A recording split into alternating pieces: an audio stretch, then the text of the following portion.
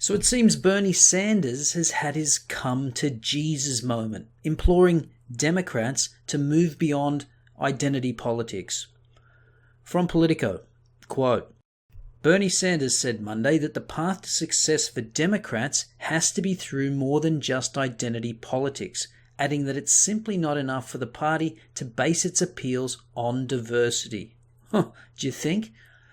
It's not good enough for someone to say, I'm a woman, vote for me. No, that's not good enough. What we need is a woman who has the guts to stand up to Wall Street, to the insurance companies, to the drug companies, to the fossil fuel industry, the Vermont independent senator and former Democratic presidential candidate said in a not-so-subtle rebuke to Hillary Clinton. Well, those are interesting comments from the guy that said this during the Democratic primaries. When you're white, you don't know what it's like to be living in a ghetto. You don't know what it's like to be poor. You don't know what it's like to be hassled when you walk down the street or you get dragged out of a car. Unless maybe you're a Trump supporter. I believe vote Trump, damn it. You voted Trump! You voted Trump! Oh, yeah, he voted Trump! She been 35. Yeah! Oh, yeah. Oh, y'all vote. I gotta do that to her. Damn. Beat his ass! Don't vote Trump! Don't vote Trump! Don't vote Trump! But it's not just Bernie. It seems the lame duck in chief also has a few words to say on the topic. Quote, over the weekend, President Barack Obama hinted that Clinton's campaign should have focused more of its outreach beyond the base of the party, although the president stressed that a broad overhaul is not necessary.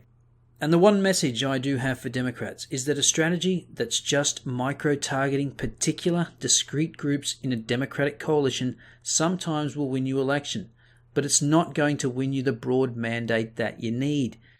Well, it's a pity for Democrats that Obama didn't heed his own advice during the election campaign when he decided to race shame blacks by saying that if they didn't vote for Clinton, it would be a personal insult to his legacy. Actually, that sounds more like an insult to black people that they can't make up their own minds who to vote for, not to mention unbelievably egotistical. But let's give Bernie the benefit of the doubt. His comments were in response to a question from an audience member that asked, how could she become the second Latina senator in US history? To which Sanders replied, quote, I have to know whether that Latina is going to stand up for the working class of this country and is going to take on big money interests, Sanders said. Sanders then went on to say in an essay the following day that to think of diversity purely in racial and gender terms is not sufficient. Now, I don't care for Sanders' rhetoric against big money. In fact, I don't subscribe to any of Bernie Sanders' socialist agenda at all. But his message on this issue is on point. You're not entitled to a position because you're Latino, black, a woman, a man, gay, a brony, or anything else. You actually have to stand for something that a lot of people can get behind. But of course, that rubs a lot of regressive leftists up the wrong way because they do actually believe they're entitled to something because of their identity. Take Simone Sanders, for example. Bernie Sanders' former National Press Secretary. She thinks the proper course is to double down on identity politics. Look, I think Keith Ellison is great. I have worked with him. He is he is a fighter, and he's committed to the issues. But Howard Dean, Howard Dean was there for that 50-state strategy, but here's the issue.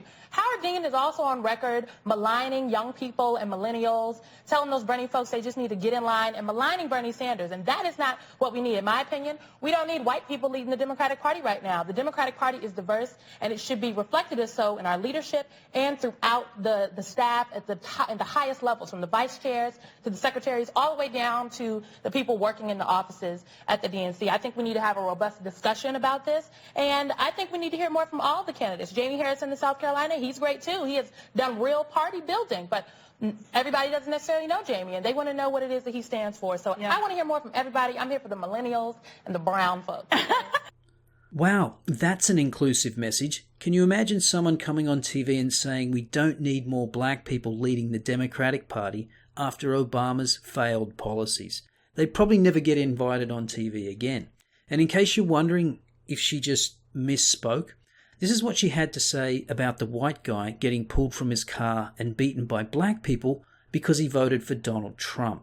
And a hate crime is not the same thing as protesting. We have to be very deliberate about that. And what do you say to the people who dragged a poor white guy out of a car and beat him? Oh my goodness, poor white people, please, stop it, Carl. What I say to people that protest is that, first of all, apparently has never been an acceptable. Dragging somebody out of their car and beating Pardon them me, there has never been an acceptable form of protest. Now, as disgustingly racist as this woman is, I hope she gets more airtime. I hope she gets promoted to a prominent position inside the Democratic Party.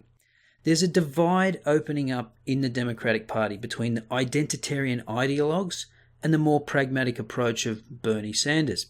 And the Republicans should be exploiting the hell out of it to try and siphon away those moderates on the left that recognize the toxicity of people like Simone Sanders and the identity politics she represents.